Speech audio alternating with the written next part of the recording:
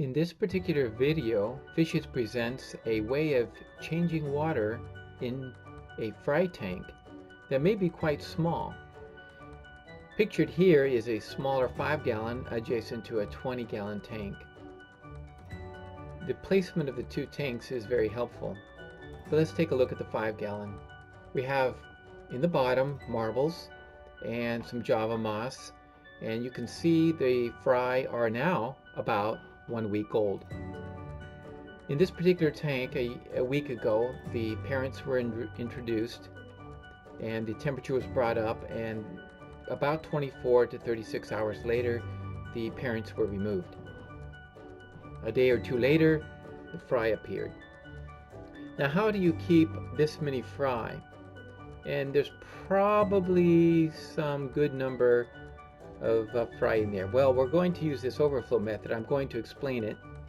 It is PVC piping, and it does a trickle job of changing the water.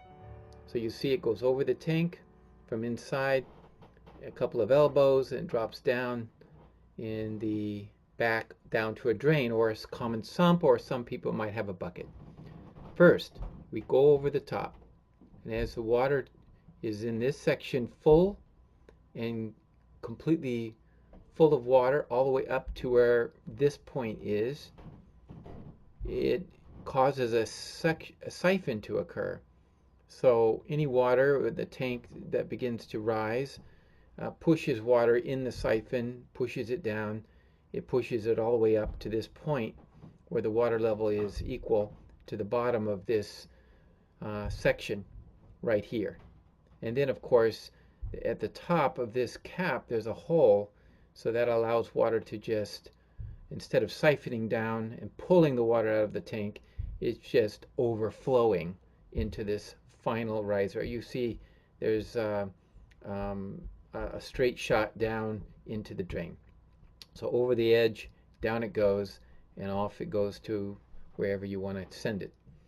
But this is a very simple way of trickling water out of a tank, and it's very easily put together with just some pieces of PVC and elbows and parts.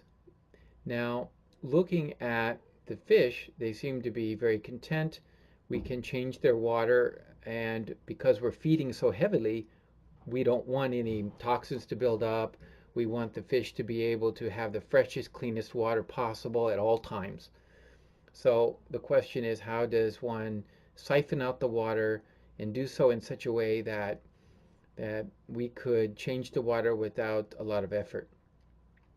Well, what we're going to do is behind the heater there, you'll notice there is a section going into the tank, and it's got intake with a foam or type of intake filter so that the fish don't get sucked up.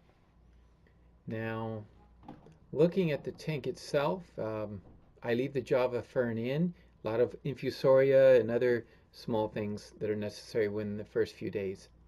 Let's take a look at this 20-gallon. It's a typical community tank. I don't have but a few fish, not a very prized decoration. If you're looking for something well aquascaped, you could do so, but at the moment I just have some neons, a betta, a couple barbs, and in this tank basically water is being put into this tank on a regular basis. In fact, it gets changed almost the same as the 5-gallon tank with a fry, so about 10 gallons a day. So they're getting a 50% water change every day. But let's look at the tank itself. It's 20 gallons. How do I know where 5 gallons is at? Well, I've marked it here. At the top of the sticker is the top of the level, and down at the bottom of the sticker we have 3 inches. Now, taking the 20 inches from the entire tank and then calculating how much 5 would be, we see that 5 gallons in the right tank will overflow into the left tank very easily. How do I do this? Well, the water level is at the top, air pressure pushes down, and as it pushes down, we simply overflow with hoses, air lines. This is a dosing pump, and so it's pushing and pulling water in the two little outlets. One hose is pulling the water in, the other hose is pushing it out, so it acts as a pump. In the back is the intake. I make sure it's short, and I even have a marker. You can see right where 3 inches approximately is. It coincides with the bottom of the sticker. So I'm just going to put it down into the water at that level, and then I'm going to look and see that indeed it is to the bottom. Maybe from the camera shot you're not able to see it exactly, but it is pretty much the same level, and that will give approximately 5 gallons drop, and it won't harm anything in the 20-gallon. The over the back filter, a small one there, will provide more of a waterfall during the time when the water level drops, but it doesn't stop. It continues to flow, so it works out just perfect for the amount of water for this 5-gallon tank. So as water is pushed into this tank, it then overflows, trickle overflows out of the tank. These little fry don't even notice what's happening. They don't even see what is, if they don't feel anything. So let's get it started. I plug in the pump. Now water begins to flow.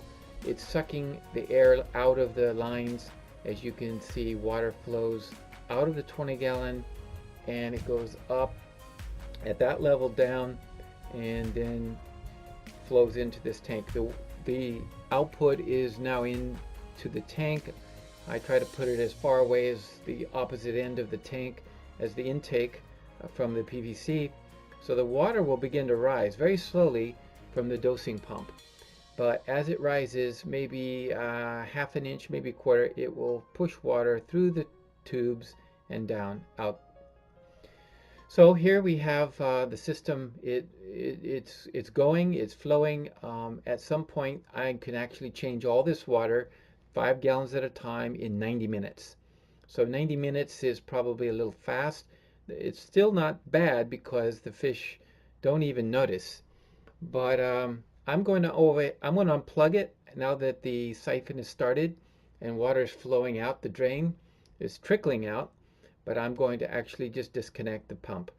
Now the lines are all full of water. The intake is still stuck inside the 20 gallons, so the level will begin to drop, and it will drop even slower. So instead of 90 minutes, I'm going to actually drain the 20 gallon of 5 gallons of its water and put it into this fry tank in a period of not 90 minutes, but a period of 5 hours. So water will then just flow out. So there you have it. Water is heated with the heater. It's so slow that there's no problem with keeping them maintaining the correct temperature, but the fish don't even notice any disturbance. They're enjoying their constant food supply. I feed these fish 4 times a day, sometimes more often, both micro food and also vinegar eels, which I will demonstrate in another video very soon. So I hope you enjoyed this very simple method of changing a fry tank, keeping the water constantly at high. The 20-gallon tank, after losing 5 gallons, will then be replaced with a fresh 5 gallons that will mix and be ready for the next time I do a water change. Thanks.